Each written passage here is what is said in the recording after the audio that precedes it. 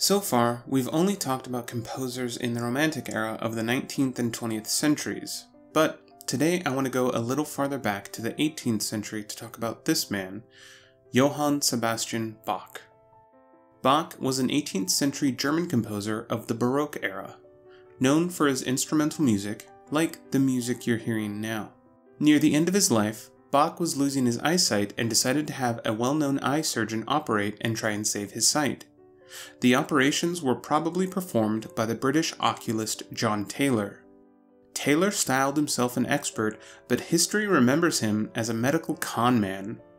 He traveled around in a carriage decorated with painted eyes and performed various procedures that would supposedly improve the patient's failing eyesight.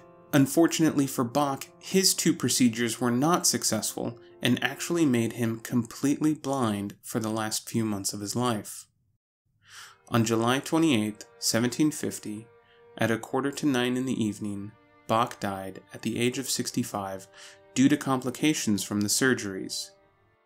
He is later laid to rest in an unmarked grave in St. John's Cemetery in Leipzig, Germany. 124 years pass, and in 1874, Philip Spitta, Bach's biographer, writes that Bach's remains were disturbed or possibly destroyed during work to move the graveyard farther from the church to expand a nearby roadway. If we take a look at this Leipzig city map from 1876 and compare it to a city map from 1749, we can see that the old structure around the church is gone and the surrounding roadways have been widened, which corroborates Spitta's account. Another 20 years pass, and 144 years after Bach dies, St. John's Church would be rebuilt and enlarged. One of the church pastors, by the name of Transl, argues that Bach's remains should be located since there would be construction going on anyway.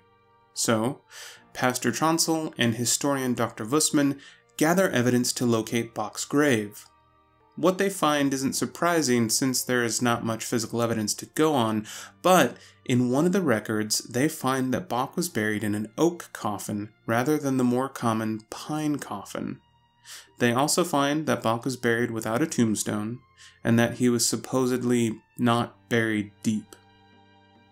Based on this limited information, they narrow the search to 3 areas of the churchyard, and on October 22, 1894, during excavations for construction, workers find 3 oak coffins. One contained the remains of a young woman, the second contained the remains of an older man, and the third contained remains that were smashed beyond recognition. So, the bones of the older man were transferred to a lab for further inspection. This is where Dr. Wilhelm Hess comes in. Dr. Hess is a Swiss-born anatomist who is brought in to help identify the remains. Hess finds that the height of the skeleton is a rough match to Bach, and wants to reconstruct the face of the remains by using the skull. Over the next few months, Hess examines 37 corpses and takes measurements of the thickness of the flesh on various points of the skull. Using this information, Karl Seffner, a sculptor, creates a model over a cast of the skull to recreate the face of the remains. This model was then compared to historical paintings of Bach to see if they matched. A 6-man committee was formed, made up of Dr. Hess, Pastor Transl, the sculptor Seffner, the historian Wussmann, and 2 other gentlemen named Vogel and Jungmann.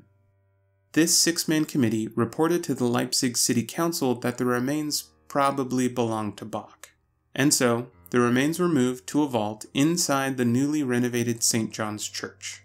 Unfortunately, St. John's was destroyed by Allied bombing during World War II. The remains were moved in 1950 to St. Thomas Church in Leipzig. Then, in 2009, an article in the Medical Journal of Australia pointed out that there may have been flaws in the evidence that led the Leipzig City Council to name the remains for Bach.